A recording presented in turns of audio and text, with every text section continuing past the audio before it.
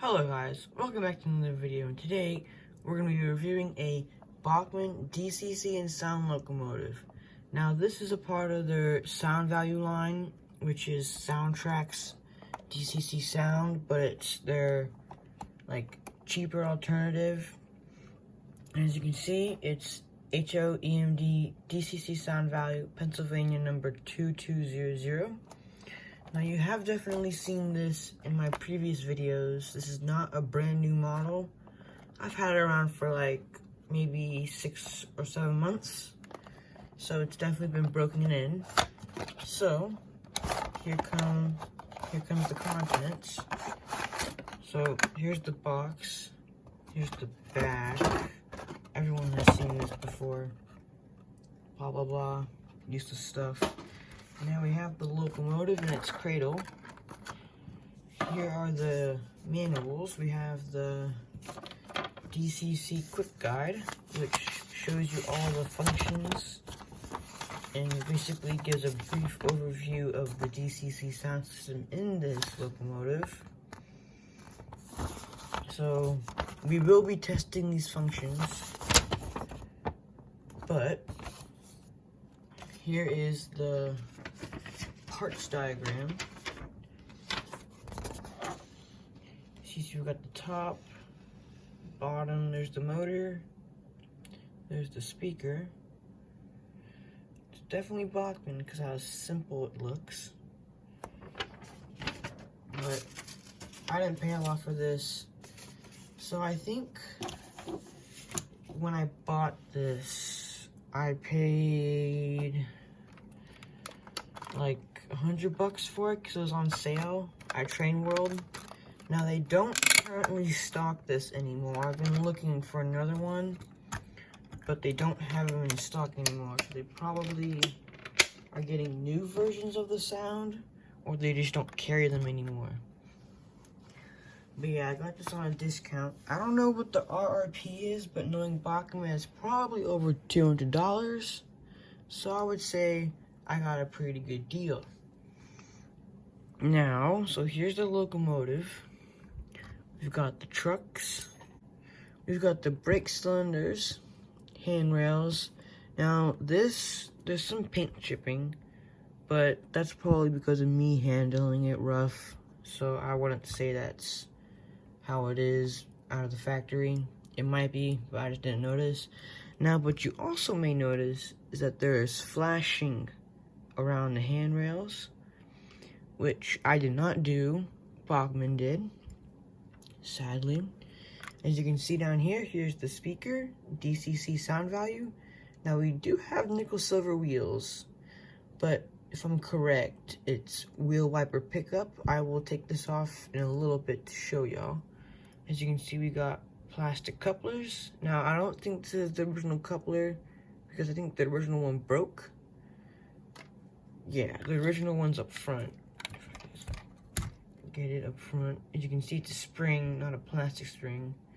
We've got separately fitted windshield wipers, horns, and then painted on windshield wipers. We've got separately applied grab irons. We've got a coupler cut lever right here. We've got a whole lot of dust. And that's not brand new, that's from me. We've got the F for forward, the PRR Keystone logo, windows, road number, and then the EMD logo down there. Now up top, we have the exhaust, the dynamic fan, I think that's what this is. And I think that's foam actually. We've got more radiator fans. Now these you can see through. This one you can't. On the back, you got the red marker lights, blacked out number boards, which I'm not a fan of. You've got the separately applied grab irons, and again, you've got the separately applied coupler cut lever, but no air hoses, which is a disappointment. Okay, now we're gonna take the bogies off to show you what's inside the bogies. Nope, it's from inside. I hate the fact that they're clip-ons, but it works. So all you do is clip it off, slide it like that, Okay, I need to service this. Definitely not stock. Your gears will not look like this, but as you can see, we've got nickel silver wheels, which are good, and we've got standard old wheel wipers with no bearings. But since the bogie trucks are plastic, that's kind of a bearing itself. The plastic is low friction against the metal, which is better than metal on metal. So at least it's not metal on metal. But then again, it'd be better with bearings. Now all you do to get the bogie back on, you see that little notch right here? And you see that right there? What you do is slide that forward, press wheel hard, and boom. Now we will get the shell off to show you what's inside. There's 2 screws here. You do not need to remove the couplers, I think. You see 1 screw, oh, because the speaker's right there. 2 screw. And then all you do is slip the fuel tank off. And there's even more screws. So there's 1. And there's 2.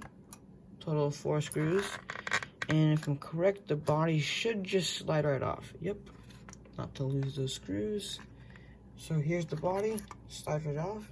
As you can see, those grills are see-through. Oh, the back one isn't. But those two are. And here's inside. You've got the really powerful motor.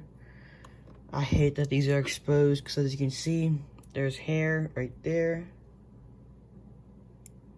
But you've got the LED headlights and tail light. You've got the board, which looks to be upside down. Flywheels, they seem to be balanced, which is good. Pickups, wires, blah, blah, blah. I don't know why this is here, probably to hide the soldering up here. You've got a brush spring, which I don't think is supposed to look like that. There, that looks a bit better. That looks to be melted. No, I think it's just torn. Yeah, I think it's just torn. But here's the other side. As you can see, this is probably what it's supposed to look like. But it's whatever. Yeah, I hate that these are exposed. Look. But whatever. Then again, I do run my stuff on carpet, so it is more susceptible to hair and stuff. But it sucks that they're open. So I'll put the shell on and it'll be on the track. Okay guys, so I have put the locomotive down on the track and I'm going to apply track power. And as you can see, there's no static sequence because this is again the Bachmann sound value line. So I think function 1 or 0 is headlights. So that, yep, function 0, you have got the headlights, as you can see. Now function 1 should be the bell. Yep, sounds good. Function 2 should be longhorn. Yep. Function 3 should be shorthorn. Yep. Function 4 should be dynamic brakes. Yep. Function 5, I think. Function 5 was number lights. Oh, flashing light, but I don't have a flashing light. Function 6 is routing number boards, which I don't have.